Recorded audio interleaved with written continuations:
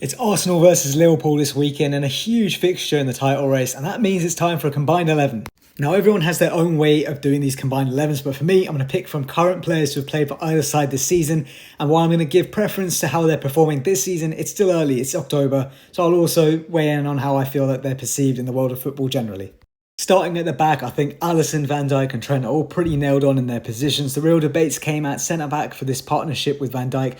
All three choices, Gabriel, Saliba and Konate, immense centre-backs. And I think if you're going off form alone, Konate's had the best season of the three, and Saliba surprisingly actually having the worst probably. But if you go back a little further, you look into last season as well and dive a bit deeper into their stats, I think Gabriel is the one that you have to take out of the three and place him in this pairing. A solid one, and whoever you put. Robertson at left back, I think between Liverpool and Arsenal, he's held this position probably for quite some time. Maybe losing his grip now though with the emergence of Calafiori and Timber for Arsenal. Particularly Timber, who's started the season at left back and then went to right back before his injury. But I think, just too early for either one of them to maybe take the spot of Robertson for now. Moving into the midfield, I think we have a really solid DM pairing in Gravenberch and Rice. I think Rice speaks for himself, really. He's someone who would pretty much always get into one of these combined 11s.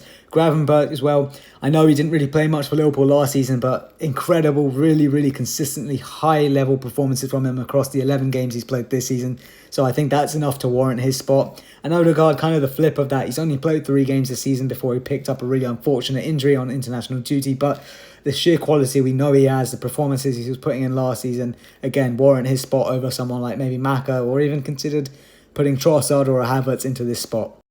And then finally, looking at that front three, it's an all-Liverpool front three. Of course, it feels absolutely criminal to leave Saka out, but he's up against Mohamed Salah on the right wing. They're both putting up incredible numbers. In fact, Saka with 7 assists already looks like he could go on to break the record for assists in a Premier League season, but it's Salah, man. Saka's not ready to get over him. Have this conversation in a year's time, and maybe he does. In fact, maybe even later in the season. But right now, Salah is still taking that spot.